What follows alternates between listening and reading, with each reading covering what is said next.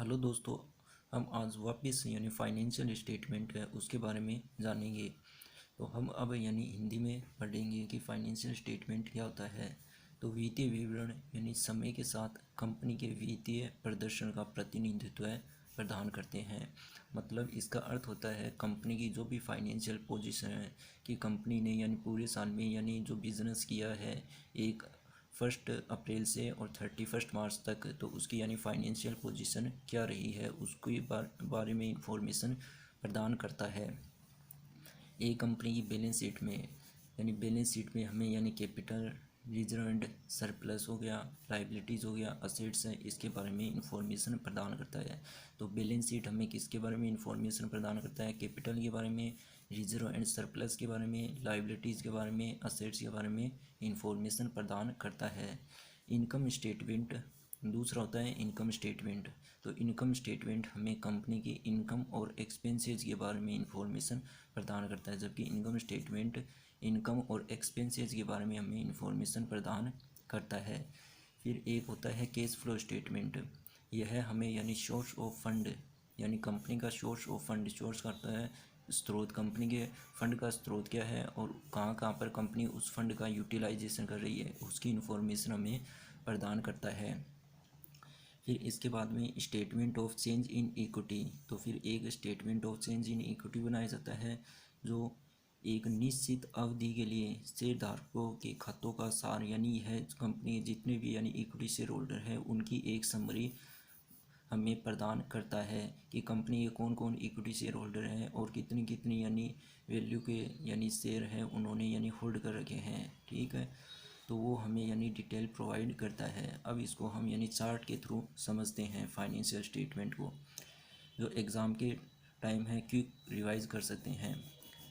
Financial statement क्या है? States ये हमें बताता है कंपनीज फाइनेंशियल पोजीशन और ए पीरियड ऑफ टाइम। यदि कंपनी और ए पीरियड ऑफ टाइम का अर्थ होता है कंपनी यदि बिजनेस यदि कंपनी ने यदि फाइनेंशियल स्टार्ट होता है 1 अप्रैल से टू 31 मार्च, तो 1 अप्रैल से 31 मार्च के पूरे पीरियड में कंपनी की फाइनेंशियल पोजीशन क्या है उसके बारे में बताता है। अब फाइनेंशियल स्टेटमेंट में क्या क्या इंक्लूड्स होते हैं, क्या क्या इंक्लूड्स का अर्थ होता है क्या क्या शामिल होते हैं।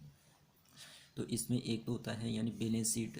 तो बैलेंस शीट हमें किसके बारे में बताता है? कंपनी की कैपिटल, असेट्स हैं, लाइबिलिटीज़ हैं, रिजर्व एंड सरप्लस है, उसके बारे में बताता है।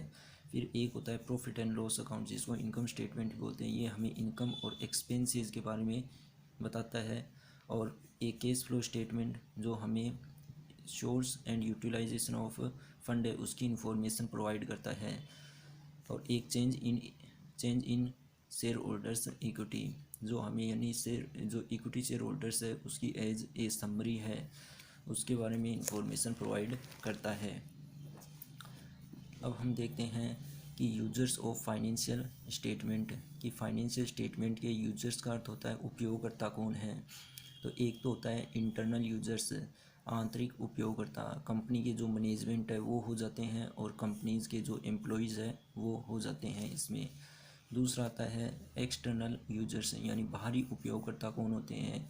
कंपटीटर्स हो गए, कस्टमर हो गए, गवर्नमेंट हो गई, इन्वेस्टमेंट एनालिटिक्स हो गया, फिर इन्वेस्टर हो गया और लेंडर्स हो गया, रेंटिंग एजेंसी हो गया और सप्लायर्स हो गया। तो ये एक तो इंटरनल यूजर्स हो गया और एक है एक्सटर्नल यूजर्स, दो यूजर्स हो गए फाइनेंशियल स्टेटमेंट के। अब इसके बाद देखते हैं कि फाइनेंशियल स्टेटमेंट प्रिपेयर्स तैयार किए जाते हैं as per schedule 3 financial statement है वो शेड्यूल 3 के अनुसार तैयार किए जाते हैं ऑफ कंपनी एक्ट 2013। इससे पहले कंपनी एक्ट 1956 था, परंतु उसके बाद कंपनी एक्ट 2013 आ गया। तो फाइनेंशियल स्टेटमेंट प्रिपेयर का अर्थ होता है तैयार करना। तो तैयार किए जाते हैं, प्रिपेयर किए जाते हैं शेड्यूल 3 ऑफ कंपनीज एक्ट 2013। अब इसमें 3 डिवीज़न होती है, डिवीज़न 1 होती है, डिवीज़न 2 होती है और डिवीज़न 3 होती है, 3 डिवीज़न है। डिवीज़न फर्स्ट कहाँ पे अप्लीकेबल होती है इंडियन गेप, जिसको हम क्या बोलते हैं कि prepare financial statement as per accounting standard है। तो इसमें इंडियन जो एंटिटी डिवीज़न वन में यानी कवर होती है वो अपने फाइनेंशियल स्टेटमेंट है अकाउंटिंग स्टैंडर्ड के अकॉर्डिंग प्रिपेयर करती है। और डिवीज़न टू में जो एंटिटी कवर होती है वो अपने फाइनेंशियल स्टेटमेंट इंड एस के अकॉर्डिंग प्रिपेयर करती है। और जो एंटिटी यानी डिवीज़न थर्ड में कवर होती है जिसमें कि एनबीएफसी है, नॉन बैंकिंग फाइनेंशियल कंपनी जो यानी फाइनेंस का ही केवल यानी काम करती है। तो ये अपनी फाइनेंशियल स्टेटमेंट है वो इंड एस के अकॉर्डिंग प्रिपेयर करती है।